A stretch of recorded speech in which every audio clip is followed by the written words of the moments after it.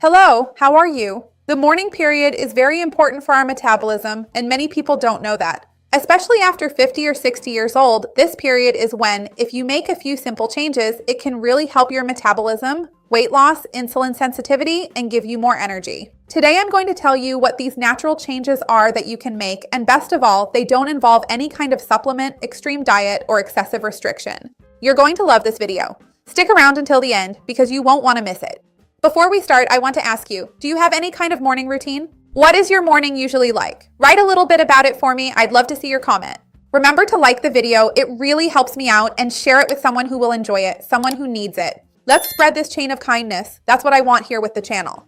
A lot of people don't know this, but the morning is super important, right? Especially after 50 or 60 years old, when most people can experience some changes in the body, like lower insulin sensitivity and a greater tendency to have glucose spikes because of that. A person can also end up experiencing a reduction in muscle mass, a drop in some hormones that regulate hunger and satiety in our body, and even an exaggerated increase in morning cortisol. So, these factors make the first hours of the morning a key point for us to balance energy, appetite, blood glucose itself, and blood sugar control, and even the inflammatory response. That's why investing in a good morning routine is a great metabolic investment to make the rest of your day wonderful. So, I'm going to tell you about some habits you can incorporate into your routine that can help you have a healthier, more metabolism-friendly morning routine. The first of these is to have smart hydration first thing in the morning. Studies show that starting the day well hydrated can help improve metabolism, which depends on water for cellular pathways, and it can also reduce the feeling of hunger, which is sometimes caused by dehydration. The hunger and thirst centers are very close together in our brain, so when you're more dehydrated, you might think it's hunger when it's not. It can help improve intestinal transit, which helps reduce some of that abdominal bloating, and it also assists with glycemic control throughout the day. Water alone won't make you lose weight, but it facilitates metabolic processes and really helps with hydration and energy as well. You can also, if you want, add lemon, some type of tea, or you can add ginger or cinnamon. I even have some videos here talking more about different types of water you can drink in the morning, and I'll leave them for you down below in the description.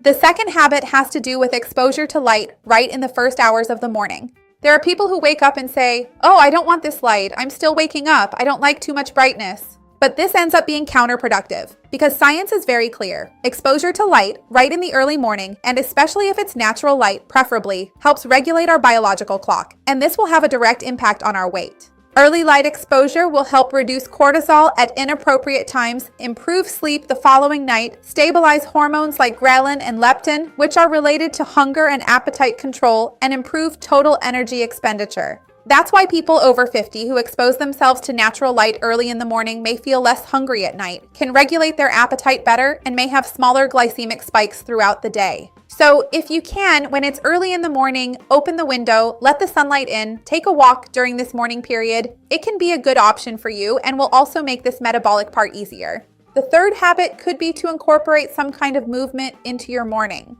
When we talk about physical activity, people tend to be very extreme.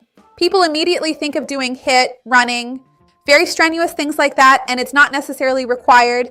In fact, morning movement can help you reduce circulating glucose, that glucose that was already in excess, increase insulin sensitivity, and activate skeletal muscles. This also helps reduce appetite later on, and even improves our energy and our motivation. So, studies show that small movement sessions of 5 to 10 minutes, especially involving the major muscle groups, which are usually the lower limbs, have a significant impact on morning blood glucose. This can be things like stretching, walking, things like that, going up and down stairs, or exercises to wake up your muscles. In fact, I made a video here talking about routines that the Japanese have to improve metabolism, and one of them is this exercise, because over there, they have a type of stretching that is even broadcast on television, and people have the habit of tuning into the TV in the morning and doing those stretching movements along with them with specific music. So this really is scientifically proven and can help you a lot. Another very important habit is to think about this first meal of the day, to really focus on it in order to increase your satiety. We know that after 50, meals that are very rich in carbohydrates in the morning can lead to more hunger in the following hours, greater fluctuations in blood sugar, and a stronger craving for sweets throughout the day.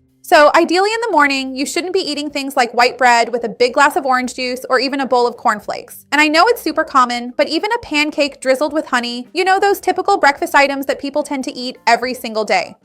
The ideal is for you to try to consume protein, fiber, and healthy fats to lower the glycemic index of that carbohydrate. And then you can always go for eggs, which are a wonderful option. In fact, studies have already found that eggs help control hunger throughout the day. Oats are very good, as is a good quality bread, whole grain or low in carbohydrates, with a source of protein. So it could be that a yogurt with chia seeds, a fruit, more thoughtful options, less of that automatic routine we always follow, can also help you in this regard. Another very important habit is to avoid that morning chaos. There are many people who react strongly to stress first thing in the morning, and when the day starts off rushed, with decisions you have to make right away, conflicts, bad news, too much screen time, tasks you didn't organize the night before and now have to handle in the morning, and it's time to leave, but you won't have enough time. All of this stresses you out a lot. Your body releases more cortisol than necessary. It can worsen glycemic control. It can increase fat storage here in the visceral central abdominal region, and it can even worsen appetite control throughout your day. So those first few minutes of the morning are very precious for us, and protecting them by avoiding picking up your phone, seeing catastrophic news, or solving problems is very important. So ideally, you should try to have your morning organized, breathe calmly in the morning with silence or some calm, pleasant, comfortable music, and without your phone if you can. That will already help you a lot. Of course, this morning routine alone won't make you lose weight by itself. If you follow this routine but throughout your day make worse food choices, consume a large amount of calories beyond what's ideal for you, and don't exercise. So remember that this video is purely informational to help you in a complimentary way. If you have any questions regarding your weight loss specifically, talk to your nutritionist or your doctor there in your city, okay? Remember to like the video and tell me which of these habits you're going to start putting into practice today. I would love to see your comment. So go ahead and share this video with someone you know will enjoy it. Let's work together to expand this chain of kindness. That's what I want here with the channel. See you next time. Bye.